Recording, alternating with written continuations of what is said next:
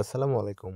শুরুতেই মহাসুখবর দিয়ে শুরু করছি আজকের এই এনটিআরসি চাকরির নিয়োগ বিজ্ঞপ্তি সংক্রান্ত সর্বশেষ আপডেট। ব্রেকিং নিউজ, ১৯তম শিক্ষক নিবন্ধন সার্কুলার প্রকাশ ২০২৫, সময় 10টা ১৯ PM। সম্মানিত ভিউয়ার্স, চলুন ১৯তম শিক্ষক নিবন্ধন সার্কুলার সংক্রান্ত খুঁটিনাটি বিষয় আপনাদের সামনে এখন পেশ করি। আপনারা আগ্রহ সহকারে ভিডিওটি অবশ্যই দেখবেন।